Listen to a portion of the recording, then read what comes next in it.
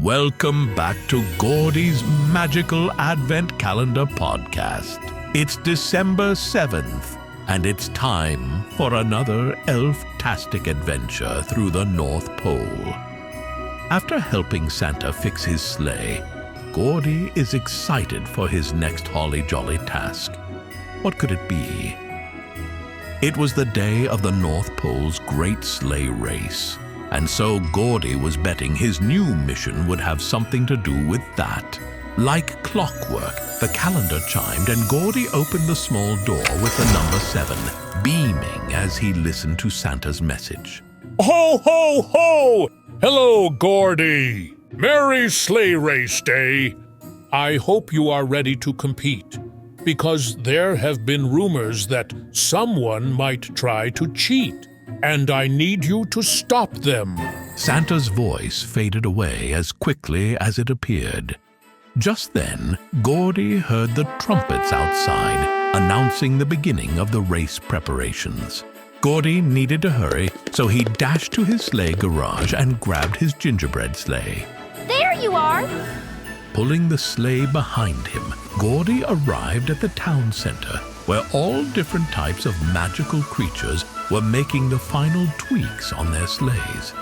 Who could be the one trying to cheat, though? Some tundra wolves polished their shiny metal sleigh, while a couple of aurora bears removed splinters from their wooden one. A snow monster, who of course had a snow sleigh, was having trouble fitting into the driver's seat. He was way too big. Then Gordy saw the ice fairies. Wow! They had the prettiest, most sparkling sleighs Gordy had ever seen. It was hard to tell since there were so many of them gathered, but it almost looked like one of the sleighs was hovering above the ground, like it was flying. Gordy knew that was against the sleigh race rules, but he needed to be sure before telling Santa. He decided to approach the suspicious ice fairy. Wow, that's a beautiful sleigh. What is it made of? Her name was Flurry, and she quickly sat on her sleigh, forcing it to stop hovering and touch the ground. Now Gordy was sure she was hiding something. Flurry tried to act natural and said the sleigh was made of the ice glitter from the shiny ice field, but Gordy could see her struggling to keep it from floating. The Great Sleigh Race is starting. Place your sleighs at the start line and get ready. Everyone rushed to the track, including Flurry and the other ice fairies, leaving Gordy alone in the prep area. He knew he needed to stop Flurry from breaking the rules, but how? The race started and Gordy jumped on his sleigh and sped off, going as fast as he could to keep up with Flurry. As they went down the racetrack, the Aurora Bears were taking the lead, but the Tinsel Trolls were close behind, trying to pass them. Gordy watched as everyone took a right turn, but Flurry paused for a moment and skidded left, riding away from the track. What was she up to? I need to follow her. Gordy followed, turning left and slowing down, trying to keep hidden. He watched as Flurry hopped off her sleigh, grabbed a small bag from her pocket and opened it, hiding behind a thick bush. Gordy could see it was fairy dust. Of course! Flurry was using fairy dust to make her sleigh fly. Hey, that's against the rules. Gordy stepped out from behind the bush to confront Flurry, but she was fast and hopped into her sleigh to drive off. Gordy followed, pushing his gingerbread sleigh as fast as possible. He couldn't let her get away. They continued down the side path until Flurry started to merge back into the racetrack. Gordy could see her reaching into her bag, but just as she pulled out a handful of fairy dust, she hit a small bump and accidentally dropped the entire bag onto her sleigh. Gordy rushed after her, but her sleigh was now out of control. She spiraled upwards into the air and, scared, let go of her flying sleigh. Everyone stopped racing and watched as she dropped from the sky, headed straight down. Gordy had to think fast, so he stepped out of his own sleigh and pushed it forward with all his might. The crowd watched in fear, worried for the little fairy.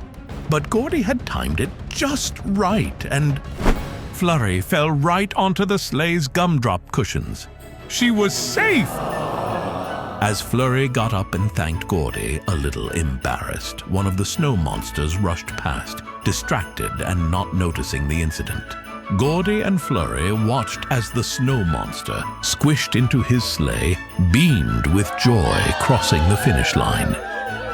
The snow monster was so excited and so grateful for Gordy's help, he gave him a big monster hug.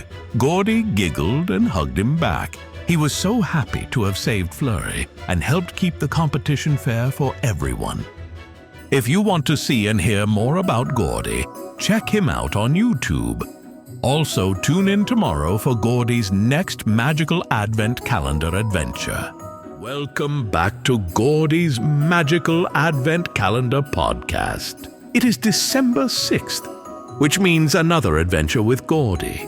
Yesterday, Gordy helped a polar bear ice skate. Let's see what the Magical Advent Calendar has in store for Gordy today. Gordy eagerly walked over to his Magical Advent Calendar. He knew that the message from Santa would come through soon, and then he'd be off on another adventure. Gordy opened the door with the number 6, and Santa's voice filled the room. Ho, ho, ho! Hello, Gordy! Tomorrow is the great sleigh race, but the lanterns from my sleigh have gone missing. We were flying over the whimsical meadow, and they must have fallen off. But I didn't notice until I was home.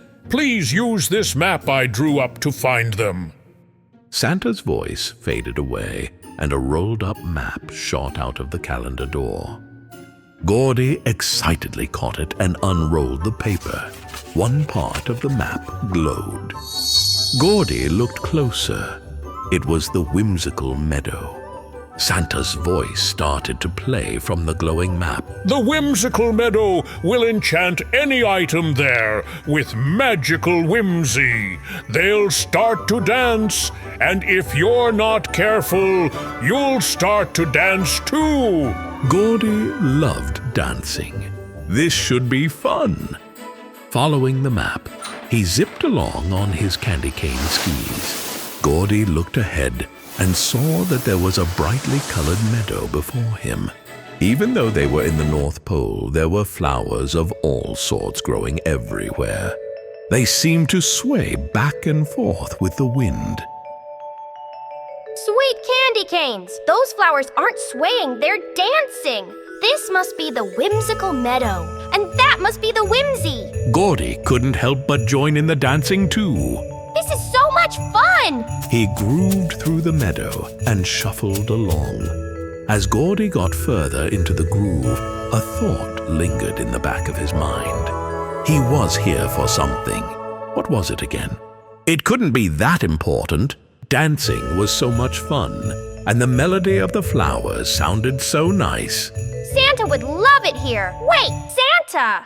I need to find the lanterns! Gordy snapped out of the enchantment and noticed it was almost nighttime. How long had he been dancing? He needed to find the lanterns soon. Looking around, he tried to see if there was anything there besides flowers.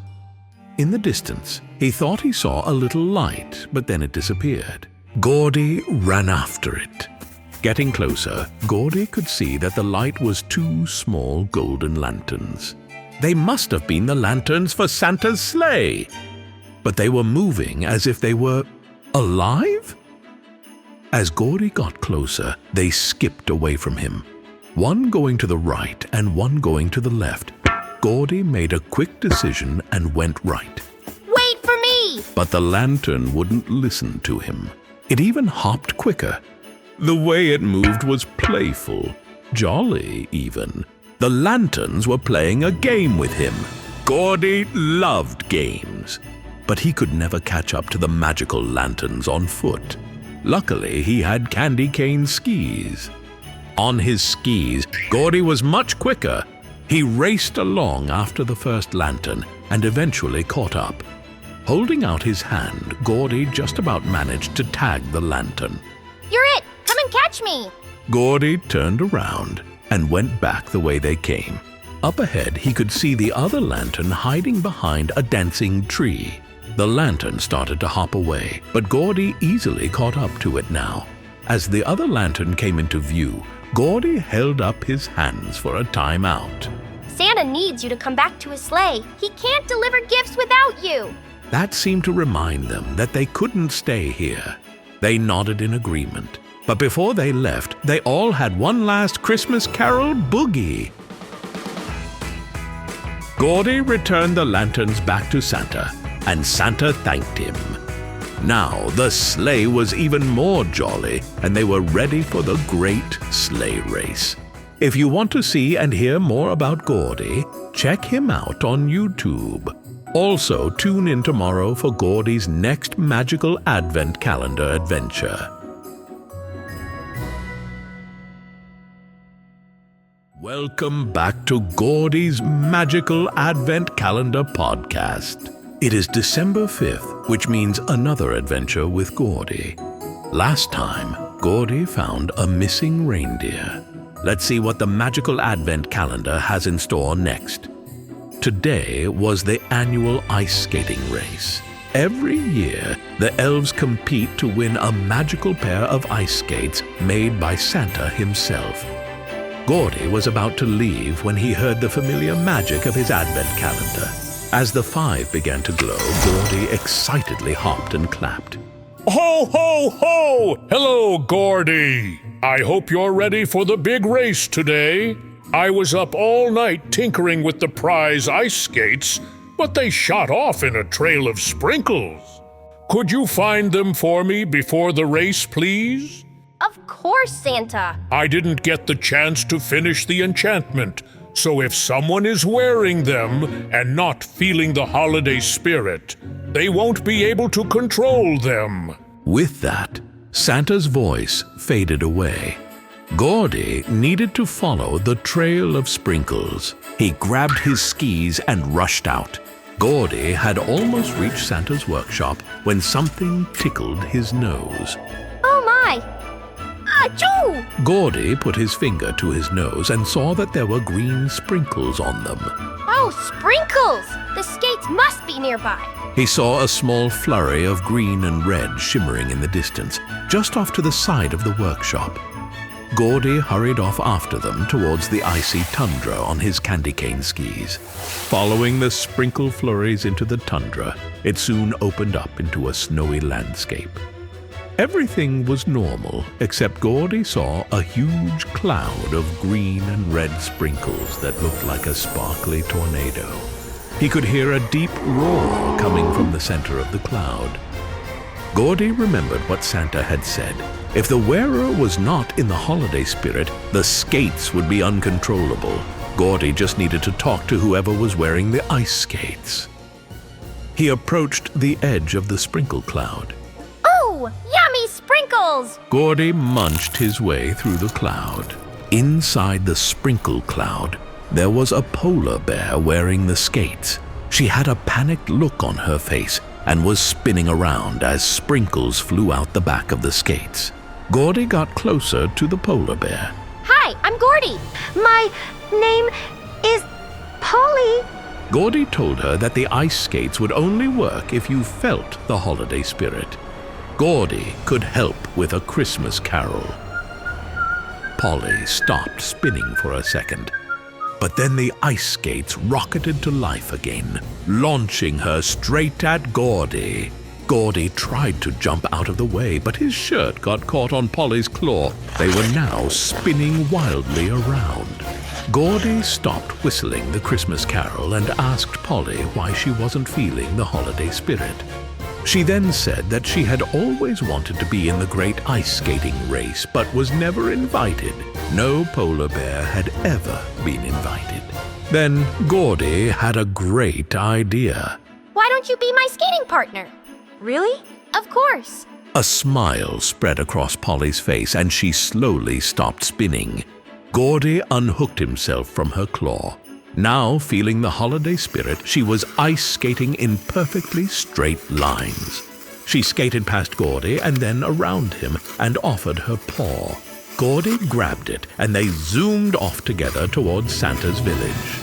As they got closer, Gordy asked Polly to slow down, and that's when they realized that they couldn't. They were heading straight towards Santa's workshop. Gordy had to think quickly before they crashed. Head straight for that big tree. The polar bear wasn't so sure, but they didn't have time for questions. She did as Gordy said, and they launched straight towards a tree. As they reached the bottom of the tree, the ice skates shot them straight up the trunk with a magical boost. As they zipped up the tree, Gordy held his hand out and grabbed onto a branch. They were now hanging from the branch and the ice skates stopped moving. Polly managed to kick them off, and they landed in a pile of snow below. Gordy could see them already sparking to life again, so he dropped quickly into the pile of snow too. Got you. Gordy grabbed the skates before they could shoot off and then took them back to Santa. Santa managed to fix them just in time for the start of the race. Polly was happy to help, but was sad she didn't have ice skates. I guess I wasn't meant to compete anyways. Santa said that everyone could compete in the race. He just never realized polar bears would want to join. He pulled out a new pair of skates for her. Then they made their way to the race. It was the first time a polar bear ever competed. Although Gordy and Polly didn't win, they still had a great time, and Polly got a special award for learning how to ice skate so quickly. If you want to see and hear more about Gordy, check him out on YouTube. Also, tune in tomorrow for Gordy's next magical Advent calendar adventure.